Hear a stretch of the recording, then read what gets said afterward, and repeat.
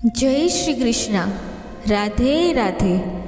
મારી યુટ્યુબ ચેનલમાં તમારું હાર્દિક સ્વાગત છે. દર્શક મિત્રો, આપ સૌને જયા એકાદશીની ખૂબ ખૂબ શુભકામનાઓ. દર્શક મિત્રો, હું આપ સૌ માટે માતા લક્ષ્મી અને ભગવાન વિષ્ણુને પ્રાર્થના કરું છું કે જે પણ મનુષ્ય આ વિડીયોને પૂરો જોશે અને ભગવાન વિષ્ણુના નામની લાઈક અને કમેન્ટ કરશે, તેનું ઘર પરિવાર હંમેશા ધન ધાન્યથી ભર્યું રહેશે અને તેના ઘરમાં સુખ શાંતિ બની રહેશે. દર્શક મિત્રો, આજે આ વિડીયોમાં આપણે સાંભળીશું મહા માસના શુક્લ પક્ષની એકાદશી જયા એકાદશી, કે જેને ભીષ્મ એકાદશી કે ભૂમિ એકાદશી પણ કહેવામાં આવે છે.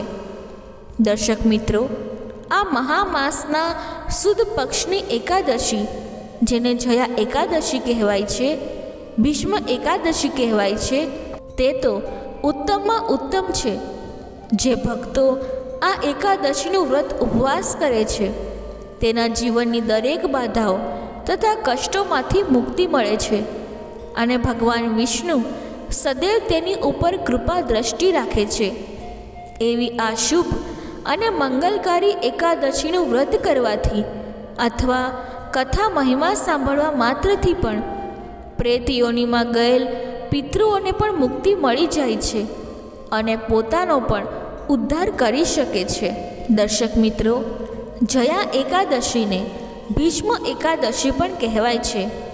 આપણે સૌ જાણીએ છીએ કે ગંગાજી અને શાંતનુ રાજાના પુત્ર ભીષ્મ પિતામહ ઉત્તરાયણના સૂર્યની રાહ જોતા હતા, જેથી પોતે દેહનો ત્યાગ કરી શકે અને મુક્તિધામ પ્રાપ્ત કરી શકે. એટલા માટે પણ આ શુભ જે મહામાસની જયા એકાદશી છે, તેને ભીષ્મ એકાદશી કહેવાય છે.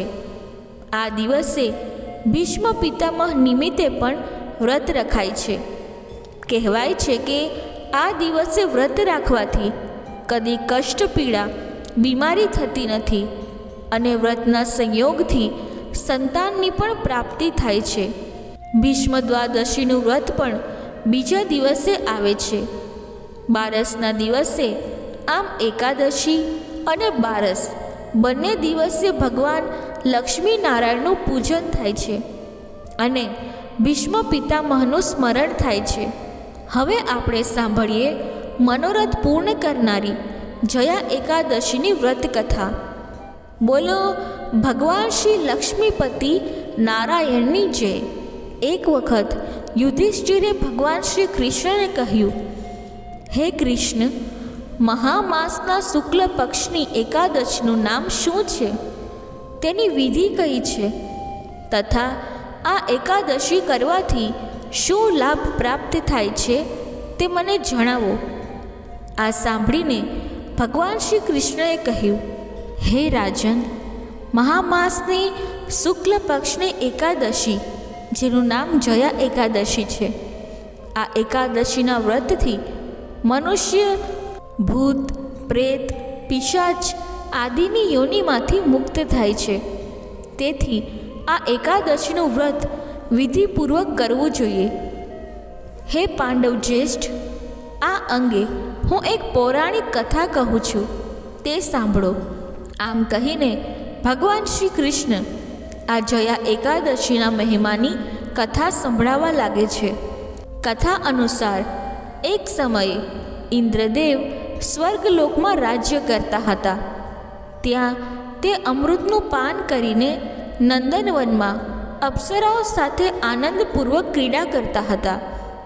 એક દિવસ ઇન્દ્ર ઈચ્છા અનુસાર અપ્સરાઓની સાથે રમણ કરી રહ્યા હતા. ગંધર્વ ગાન કરતા હતા. ત્યાં ગંધર્વોમાં પ્રસિદ્ધ પુષ્પદંત, તેની પુત્રી અને ચિત્રસેનની સ્ત્રી મલિન ત્યાં હતા. એ જગ્યાએ મલિનનો પુત્ર પુષ્પવાન અને માલ્યવાન પણ હતા.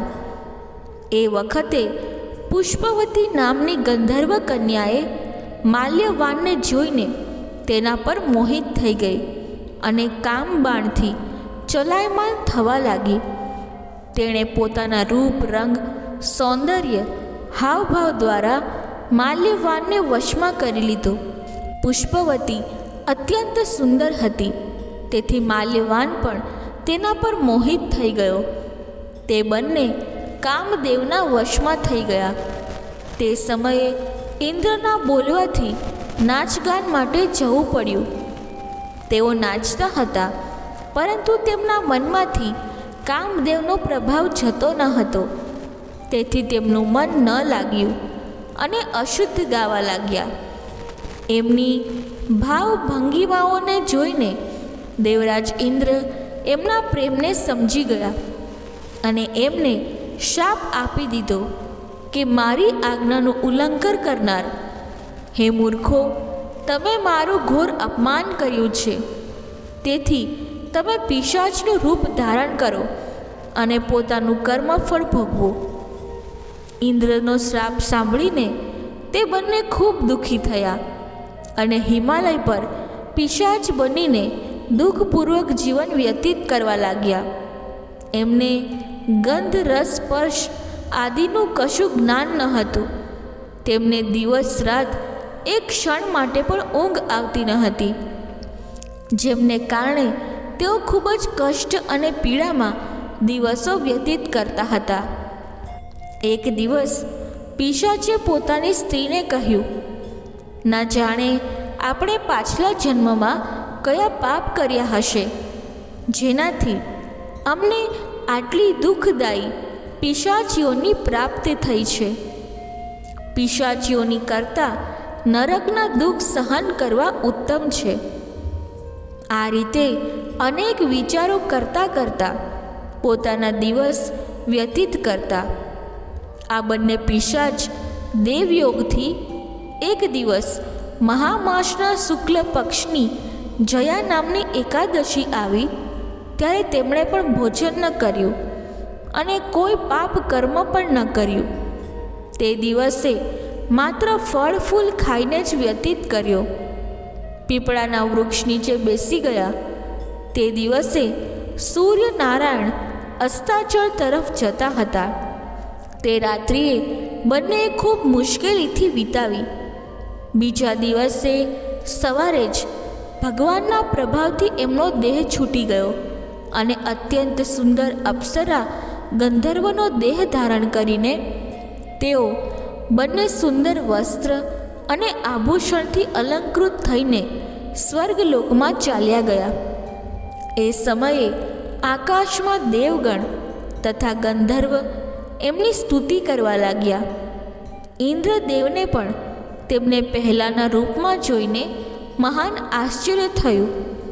ત્યારે ઇન્દ્રદેવે એમને પૂછ્યું કે તમને તમારા પિશાચ યોનિથી કેવી રીતે છુટકારો પ્રાપ્ત થયો?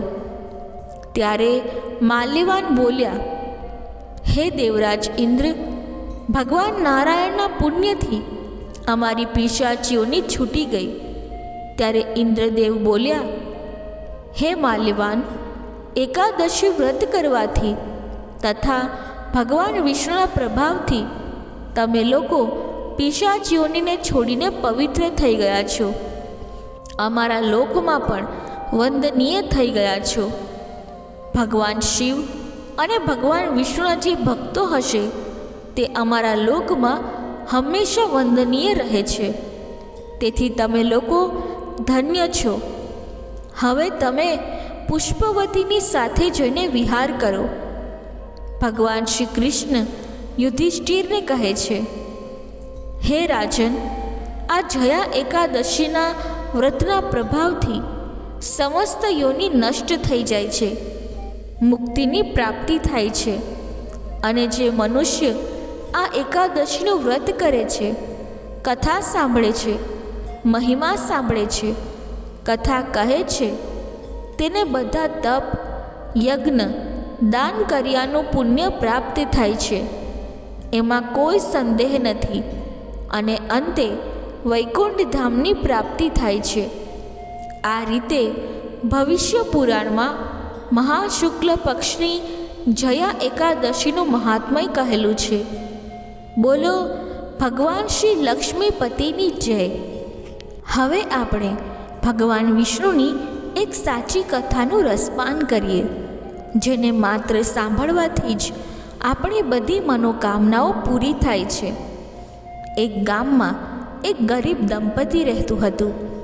પતિનું નામ માધવ અને તેની પત્નીનું નામ કાંતા હતું. તેઓ બંને બહુ મહેનત કરતા હતા. આખો દિવસ કામ કરતા અને સુંદર સુંદર કપડાં બનાવતા, પણ તેમને તેમના બનાવેલા કપડાની સારી કિંમત મળતી ન હતી. છતાં પણ જે મળે તેમાં સંતોષથી રહેતા અને એક તૂટેલી ફૂટેલી ઝૂંપડામાં રહીને પોતાનું જીવન વિતાવી રહ્યા હતા. તેઓ ખૂબ સંતોષી સ્વભાવના હતા. બંને ભગવાન શ્રી કૃષ્ણના અનન્ય ભક્ત હતા. દિવસભરની મહેનત પછી જે પણ સમય મળે તે બંને ભગવાનના ભજન કીર્તનમાં વિતાવતા. માધવ પાસે એક તાનપુરા અને એક ખડતાલ હતી.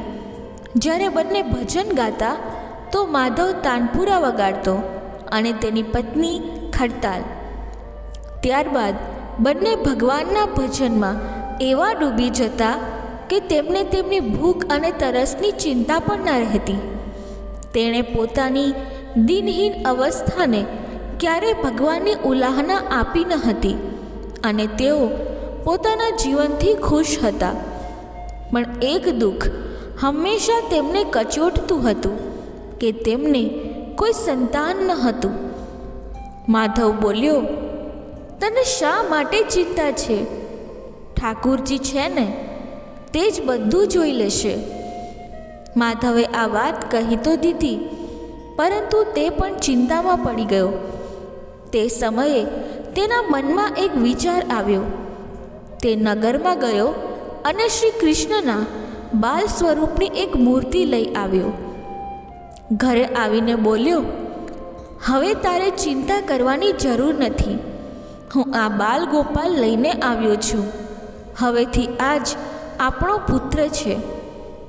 માધવ બોલ્યો, જો આપણે સંતાનહીન છીએ તો આ પણ તેમની જ ઈચ્છા છે. આપણે તેમને જ આપણા પુત્ર સમાન પ્રેમ કરીશું અને તે જ આપણા પુત્રની જવાબદારી પૂર્ણ કરશે.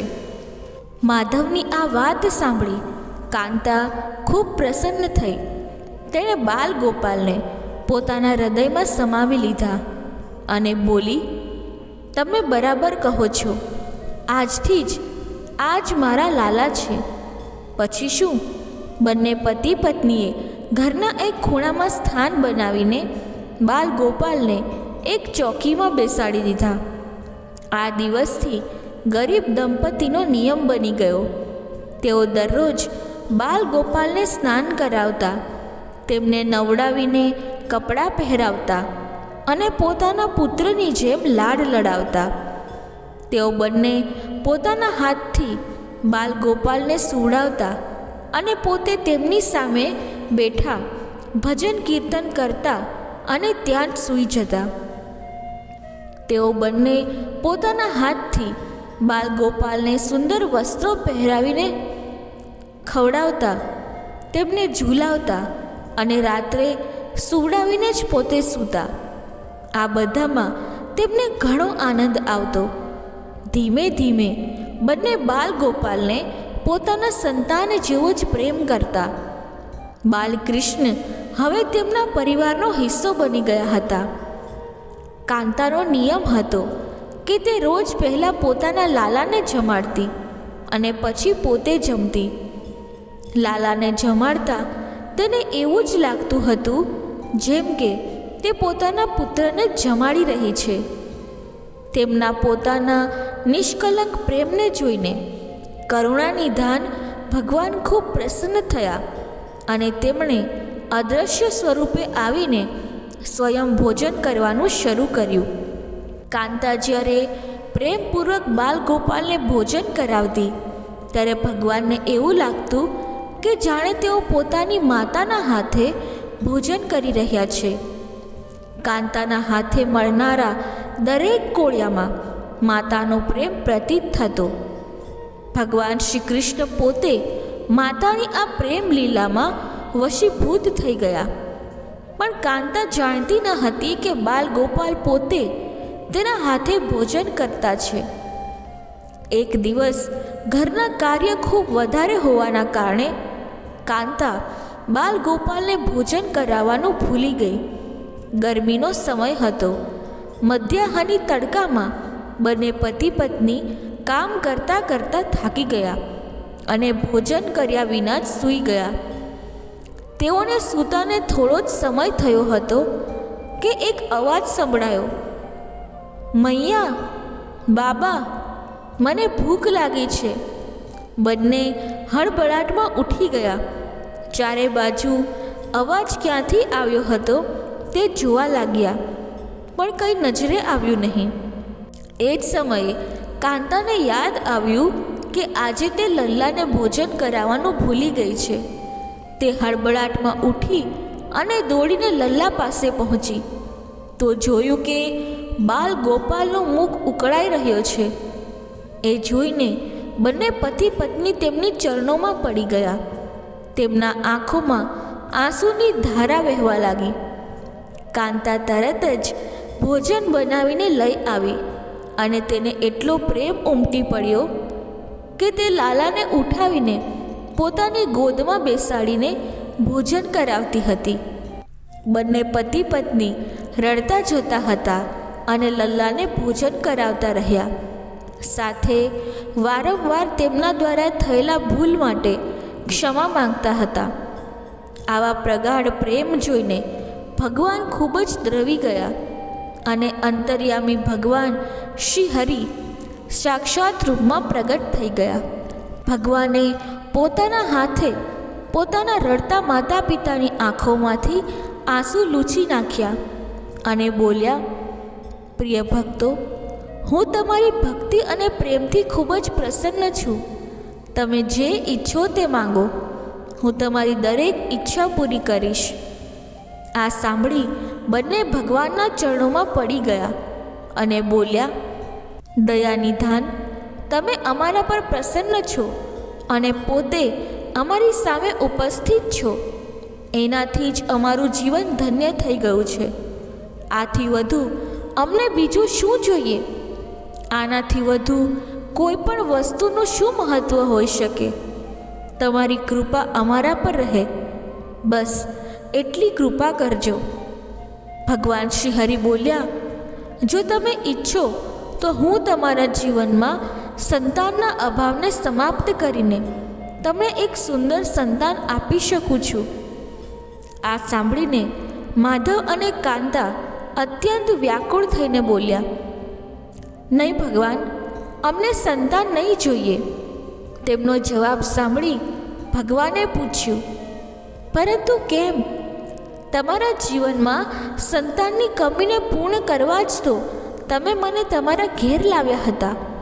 આ સાંભળી તેઓ બંને બોલ્યા, પ્રભુ, અમને ડર છે કે જો અમને સંતાન મળી જશે તો અમારો મોહ તે સંતાન પ્રત્યે વધશે અને અમે હમણાંની જેમ તમારી સેવા કરી શકીશું નહીં. તેમનો પ્રેમ અને ભક્તિથી ભરેલો જવાબ સાંભળી કરુણાનિધાન ભગવાન કૃપાથી ભરાઈ ગયા. તેમની વિચારો સાંભળી ભગવાનની આંખોમાંથી પણ આંસુ આવી ગયા. ભગવાન શ્રી હરિ બોલ્યા, હે મા અને બાબા, હું અહીં તમારા ઋણને ઉતારવા આવ્યો હતો, પરંતુ તમે તો મને હંમેશા માટે તમારો ઋણી બનાવી દીધો. હું તમારા પ્રેમનો આ ઋણ ક્યારેય ઉતારી શકીશ નહીં. હું હંમેશા તમારો ઋણી રહીશ. હું તમારા પ્રેમથી પ્રસન્ન છું. તમે તમારો નિર્મલ પ્રેમથી મને તમારા બંધનમાં બાંધી દીધા છે. હું તમને વચન આપું છું કે આજથી હું તમારા પુત્રના રૂપમાં તમારા સમસ્ત કાર્ય પૂર્ણ કરીશ. તમને ક્યારેય સંતાનનો અભાવ નહીં થવા દઉં. તમને તો ખબર જ હશે કે મારું વચન ક્યારેય ખોટું નથી થતું. આટલું કહી ભક્ત વત્સલ ભગવાન બાલગોપાલની પ્રતિમામાં વિલીન થઈ ગયા. તે દિવસથી માધવ અને કાંતાનું જીવન સંપૂર્ણ રીતે બદલાઈ ગયું. તેઓએ આખો કામ ધંધો છોડી દીધો અને આખો દિવસ બાલ ગોપાલના ભજન કીર્તન અને તેમની સેવામાં વિતાવા લાગ્યા. ભજન કરતાં તેઓને ન તો ભૂખ લાગતી કે ન તો તરસ. તેમણે બધી જાતની ઈચ્છાઓનો ત્યાગ કરી દીધો. માધવ કોઈ કાર્ય કરતા તો ફક્ત પોતાના બાલ ગોપાલ માટે સુંદર સુંદર કપડાં બનાવવાનું. જ્યારે પણ તેમની સામે કોઈ સમસ્યા આવતી, બાલ ગોપાલ એક બાળકના રૂપમાં ઉપસ્થિત થઈ જતા અને તેમના બધા કાર્ય પૂર્ણ કરી દેતા. તે દંપતી અને બાળક ગામભરમાં ચર્ચાનો વિષય બની ગયા. પરંતુ ગામમાં કોઈ પણ આ ન જાણતું કે આ બાળક કોણ છે, ક્યાંથી આવે છે અને ક્યાં જાય છે. ધીમે ધીમે સમય પસાર થતો ગયો અને હવે ગરીબ દંપતી વૃદ્ધ થઈ ગયા. છતાં ભગવાનની કૃપા તેમની ઉપર બની રહી. હવે બંનેની આયુ પૂર્ણ થવાનો સમય આવી ગયો. ભગવાનની પ્રેરણાથી તેમને આનો ભાન થઈ ગયું હતું કે હવે તેમનો સમય પૂર્ણ થવા લાગ્યો છે. જેના લીધે એક દિવસ બંનેએ ભગવાનને બોલાવ્યા. ઠાકુરજી તરત જ પ્રગટ થઈ ગયા અને તેમની ઈચ્છા જાણવા માંગી. બંને ભક્ત દંપતી ભગવાનના ચરણોમાં નમન કરીને બોલ્યા, હે પ્રભુ, અમે અમારા સમગ્ર જીવનમાં ક્યારેય તમારી પાસે કંઈ માંગ્યું નથી, પરંતુ હવે જીવનનો અંતિમ સમય આવી ગયો છે. આથી તમારી પાસે કંઈક માંગવા માંગુ છું. ભગવાન બોલ્યા, નિસંકોચે તમારી કોઈ પણ ઈચ્છા કહો. હું વચન આપું છું કે તમારી દરેક ઈચ્છા પૂર્ણ કરીશ. ત્યારે બાલ ગોપાલના અગાધ પ્રેમમાં ડૂબેલા તે વૃદ્ધ દંપતી બોલ્યા, હે નાથ, અમે અમારા પુત્રના રૂપમાં તમને જોયો છે. તમે પણ પુત્રના સમાન અમારી સેવા કરી છે. હવે તે સમય આવી ગયો છે જેના માટે કોઈ પણ માતા પિતા પુત્રની ઈચ્છા કરે છે. હે દીનબંધુ, અમારી ઈચ્છા છે કે અમે બંને પતિ પત્નીના પ્રાણ એક સાથે નીકળી જાય. હે દયાનિધન, જેમ એક પુત્ર પોતાના માતા પિતાની અંતિમ ક્રિયા કરે છે અને તેમને મુક્તિ આપે છે, તે રીતે હે પરમેશ્વર, અમારી અંતિમ ક્રિયા તમે તમારા હાથોથી કરો અને અમને મુક્તિ આપો. શ્રી હરિએ બંનેને તેમની ઈચ્છા પૂર્ણ કરવાનું વચન આપ્યું અને બાલ ગોપાલના વિગ્રહમાં વિલીન થઈ ગયા. અંતે તે દિવસ આવી ગયો જ્યારે દરેક જીવોને આ શરીર છોડવું પડે છે. બંને વૃદ્ધ દંપતી બીમાર થઈ ગયા. તેમની ભક્તિની ચર્ચા આખા ગામમાં હતી. આથી ગામના લોકો તેમનો હાલ જાણવા તેમની ઝૂંપડીની પાસે પહોંચ્યા. પણ તે બંનેનું ધ્યાન તો શ્રી હરિમાં રમી ગયું હતું. તેમને ખબર ન હતી કે કોણ આવ્યું છે, કોણ નહીં. ત્યારે એક ચમત્કાર થયો. તે દંપતીની ઝૂંપડી એક તીવ્ર અને અલૌકિક પ્રકાશથી ભરાઈ ગઈ. ત્યાં ઉપસ્થિત બધા લોકોની આંખો બંધ થઈ ગઈ. કોઈને પણ કશું જ દેખાયું નહીં. કેટલાક લોકો તો ઝૂંપડીથી બહાર આવી ગયા. કેટલાક લોકો ત્યાં જ ધરતી પર બેસી ગયા. ત્યારે શ્રી હરિ તેમના દિવ્ય ચતુર્ભુજ રૂપમાં પ્રગટ થઈ ગયા. તેમની અદ્ભુત શોભા સમગ્ર સૃષ્ટિને પ્રકાશિત કરનારી હતી, જે વાતાવરણમાં એક દિવ્ય સુગંધ ભરી ગઈ. તેમની મંદ મંદ સ્મિતથી પોતાના તે ભક્ત માતા પિતાની તરફ જોઈ રહ્યા હતા. તેમનું આ દિવ્ય રૂપ જોઈને બંને વૃદ્ધ બહુ આનંદિત અને મંત્રમુગ્ધ થઈ ગયા. તેમના દિવ્ય દર્શનથી બંનેને તૃપ્ત કર્યા પછી કરુણામય લીલાધારી સમગ્ર સૃષ્ટિના પાલન કરતા શ્રી હરિ તે બંનેના નજીક ધરતી પર જ તેમના સિરહાણે બેસી ગયા. ભગવાને તે બંને ભક્તોના માથા પોતાની ગોદમાં રાખી લીધા અને તેમના શીશ પર પ્રેમથી પોતાનો હાથ રાખ્યો. ત્યાર પછી પોતાના હાથોથી તેમના નેત્ર બંધ કરી દીધા. એટલું કરતાં જ તરત જ બંનેના પ્રાણ નીકળીને શ્રીહરિમાં વિલીન થઈ ગયા. પંચભૂતોમાંથી બનેલું શરીર પંચભૂતોમાં વિલીન થઈ ગયું. થોડીવાર પછી જ્યારે તે દિવ્ય પ્રકાશ ગાયબ થઈ ગયો તો બધા ઉપસ્થિત ગ્રામજનોએ જોયું કે ત્યાં ન તો માધવ હતો, ન તો કાંતા હતી અને ના તો બાલ ગોપાલ હતા. ત્યાં ફક્ત કેટલાક ફૂલ હતા જે ધરતી પર પડેલા હતા અને એક દિવ્ય સુગંધ જે વાતાવરણમાં ચારે તરફ ફેલાઈ ગઈ હતી. વિસ્મિત ગ્રામજનોએ શ્રદ્ધાથી તે ધરતીને નમન કર્યું. તે ફૂલોને ઉઠાવીને ગ્રામીણોએ પોતાના શીશ પર રાખી લીધા અને માધવ તથા કાંતાની ભક્તિ અને ગોવિંદના નામનું ગુણગાન કરતા તે ફૂલોને શ્રી ગંગાજીમાં વિસર્જન કરવા માટે ચાલી ગયા. સાચા ભક્ત તે છે જે એક પળ માટે પણ ભક્તિથી વિમુખ નથી હોતા, અથવા તો જેના ચિત્ત ઈશ્વરમાં અખંડ રહે છે. તે સાચા ભક્ત કહેવાય છે. સરળ શબ્દોમાં કહું તો ભક્તિના અંતિમ ચરણનો અનુભવ કરનારાને જ ભક્ત કહેવામાં આવે છે. એકવાર પ્રેમથી બોલો, વિષ્ણુ ભગવાનની જય. પ્રિય ભક્તો, ચાલો હવે આપણે એકાદશી માતાની કથા સાંભળીએ. આ કથાને સાંભળ્યા બાદ જ એકાદશીના વ્રતને પૂર્ણ માનવામાં આવે છે. એકવાર એક વૃદ્ધ માતાએ એકાદશી પર ઉપવાસ રાખ્યો. ખૂબ જ ભક્તિ સાથે ઘરે એકાદશીની પૂજા કરી. તે વૃદ્ધ હતી. તેને વૃદ્ધાવસ્થામાં આવી કોઈ વસ્તુ જોઈતી ન હતી. જે પણ એકાદશી પર ઉપવાસ કરે છે તેને શ્રી હરિ વિષ્ણુની કૃપા પ્રાપ્ત થતી હોય છે. તેથી વૃદ્ધ માતા પોતાના બાળકોની ખુશી માટે ખૂબ જ ઉપવાસ કરતી હતી. તે આખો દિવસ ખૂબ જ સખત ઉપવાસ કરતી હતી અને કોઈક રીતે તેની તરસ અટકાવતી હતી, કારણ કે એકાદશીના ઉપવાસ દરમિયાન તે પાણીનું એક ટીપું પણ લેતી નહોતી.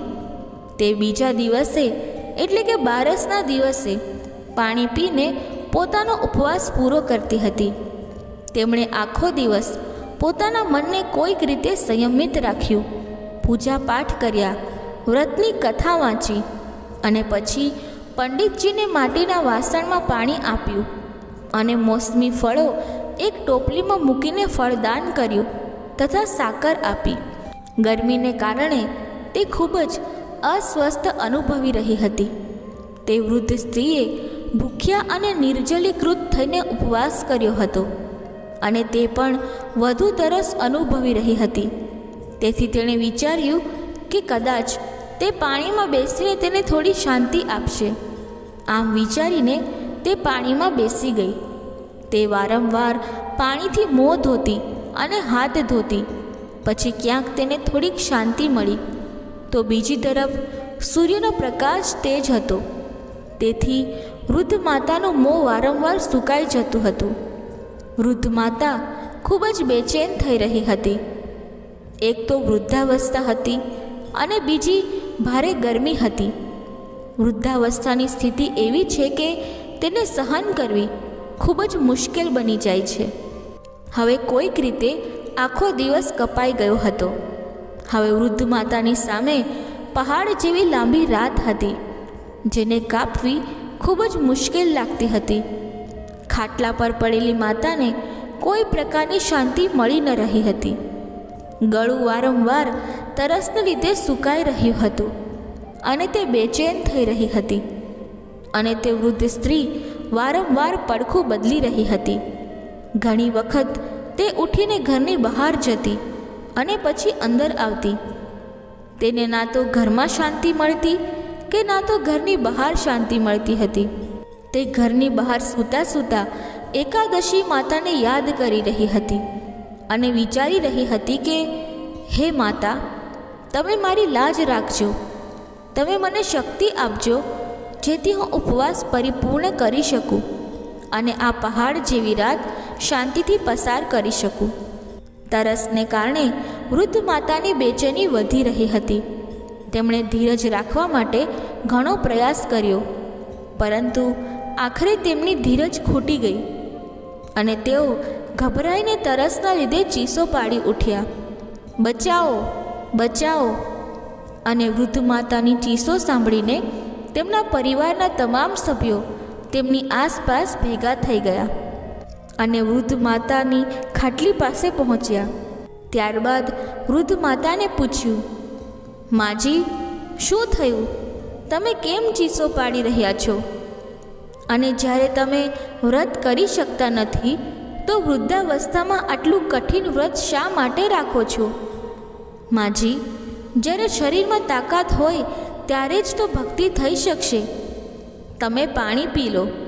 વૃદ્ધ માતાએ તેના પરિવારના સભ્યોને કહ્યું, તમે લોકો ઝડપથી મારી છાતી પર ઠંડા પાણીનો ઘડો મૂકો. ત્યારે તેમના પુત્રએ દોડીને દાદીની છાતી પર ઠંડા પાણીનો ઘડો મૂક્યો. ત્યાર પછી થોડી રાહત મળી અને જ્યારે તેમને રાહત મળી ત્યારે તેમણે થોડીવાર માટે આંખો બંધ કરી. આ બાજુ એકાદશી માતા વિચારવા લાગી કે આ છે તો વૃદ્ધ માતા, પરંતુ તેઓ સાચા અને કઠિન નિયમો સાથે મારો ઉપવાસ રાખે છે. એકાદશી માતાએ જઈને તેમનું પરીક્ષણ કરવું જોઈએ એમ વિચારીને અડધી રાત્રે મરઘી તરીકે પોકાર કરવાનું શરૂ કર્યું. મરઘીનો અવાજ સાંભળીને વૃદ્ધ માતા ઝડપથી ઊભી થઈ ગઈ અને બહાર ગઈ અને આકાશ તરફ જોયું, પરંતુ આકાશમાં ક્યાંય તેમને સવારનો તારો દેખાયો નહીં. હવે તેઓ આશ્ચર્ય કરવા લાગ્યા કે આ મરઘી કેમ અને કેવી રીતે બોલી. હવે તેનું મન થોડું વધારે ઉત્તેજિત થવા લાગ્યું. આખરે તેણે દ્રઢ નિશ્ચય કર્યો કે હવે હું આ વ્રત પૂરું કરીને જ રહીશ, ભલે ઉપવાસ પૂરો થાય ત્યાં સુધી મારો જીવ જ કેમ નીકળી ના જાય. મનમાં આવા મક્કમ નિર્ણય સાથે તે પથારીમાં પાછા આવીને સૂઈ ગયા. થોડા સમય પછી જ્યારે એકાદશી માતા તેને ફરીથી ચકાસવા માંગતી હતી ત્યારે તેણે એક નાની છોકરીનું સ્વરૂપ ધારણ કર્યું અને એક ગ્લાસમાં મીઠા પાણી સાથે તેના માથા પાસે ઊભી રહી અને મોટેથી કહ્યું, દાદીજી, સવાર થઈ ગઈ છે, હાથ મોં ધોઈ લો અને શરબત પીઓ. પહેલાં તો શરબતથી ભરેલો ગ્લાસ જોઈને વૃદ્ધ માતાનું મન લલચાઈ ગયું. તરસના કારણે તેમનું ગળું સુકાઈ રહ્યું હતું. પછી તેને અચાનક યાદ આવ્યું કે તે એકાદશીનો ઉપવાસ કરી રહી છે.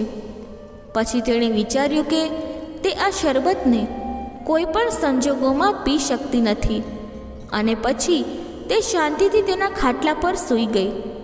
ત્યારે તેને ઊંઘ આવી ગઈ અને તેમને લાગ્યું કે જાણે તેને પાણીથી ભરેલા કૂવામાં નાખી દીધું હોય. તે ઘણા સમય સુધી કૂવામાં હાથ પગ ચલાવતી રહી, પરંતુ તે દરમિયાન તેણીએ તેના મોંમાં પાણીનો એક ટીપું પણ જવા દીધું નહીં, કારણ કે તેણીનો એકાદશીનો ઉપવાસ હતો અને તેણીએ દ્રઢ નિશ્ચય સાથે ઉપવાસ રાખ્યો હતો. થોડા જ સમયમાં તેને લાગ્યું કે તેની સામે અગ્નિ બળી રહી છે અને તેના કારણે ખૂબ જ ગરમી લાગી રહી હતી અને તેઓ તરસના કારણે તેનો જીવ નીકળવા લાગ્યો. પરંતુ આ બધા પછી પણ વૃદ્ધ માતાએ પાણીનો એક ટીપું પણ પીધું નહોતું. તે માત્ર ખાટલા પર બેઠા અને એકાદશી માતાનું ધ્યાન કરતી રહી. આ જાણીને કે સવાર થવામાં થોડો જ સમય છે, તે ખૂબ સંતોષ સાથે આમ તેમ ફરવા લાગી. એકાદશી માતા અત્યાર સુધીમાં આ ખૂબ સારી રીતે સમજી ગઈ હતી કે આ વૃદ્ધ માતાની કોઈ પણ રીતે તેમના વ્રત તોડશે નહીં. તેઓ તેમના સત્ય વ્રતને સારી રીતે સમજી ગયા હતા. હવે સવાર થઈ ગઈ હતી. વૃદ્ધ માતાએ સ્નાન કર્યું અને ભગવાન શ્રી હરિની પૂજા કરી. પછી એકાદશી માતાની કથા સાંભળીને બ્રાહ્મણોને દક્ષિણા આપીને ભોજન આપવામાં આવ્યું. ત્યાર પછી તેઓએ પાણી પીધું. છોકરીઓને ખવડાવ્યા બાદ વૃદ્ધ માતાએ પોતે ભોજન લીધું અને તેની અસરથી વૃદ્ધ માતાની ઉંમરમાં વધારો થયો. તેમનો પરિવાર ખૂબ જ સમૃદ્ધ બની ગયો હતો. હવે તેમના ઘરમાં કોઈ અછત નહોતી. તેમનું ઘર દરેક પ્રકારની સુખ સુવિધાઓથી ભરેલું હતું. પૌત્ર પૌત્રીઓથી તેમનું ઘર ભરાઈ ગયું. અને તે દિવસથી તેમણે 12 મહિનાની એકાદશીનો ઉપવાસ કરવાનું શરૂ કર્યું. અને એકાદશી માતાના વ્રતના કારણે આ જગતમાં તમામ પ્રકારના સુખ ભોગવીને પછી તે વૃદ્ધ માતા આખરે ભગવાન વિષ્ણુના નિવાસ સ્થાને ગયા. એકાદશી માતાએ વૃદ્ધ માતા અને તેમના પરિવારને હર્યું ભર્યું કર્યું. તેવી જ રીતે આપણા બધાની મનોકામનાઓ પૂરી કરે. પ્રેમથી બોલો જય લક્ષ્મીમાં. મિત્રો, જો કથા બોલતી વખતે મારાથી કોઈ ભૂલ થઈ હોય તો હું ક્ષમા માંગુ છું અને આશા રાખું છું કે તમને આ કથા પસંદ આવી હશે. જો તમને આ કથા પસંદ આવી હોય તો વિડીયોને લાઈક કરી ચેનલને સબસ્ક્રાઈબ જરૂરથી કરજો અને કમેન્ટ બોક્સમાં શ્રી હરિ વિષ્ણુ જરૂરથી લખજો. ધન્યવાદ. જય શ્રી કૃષ્ણ. રાધે રાધે.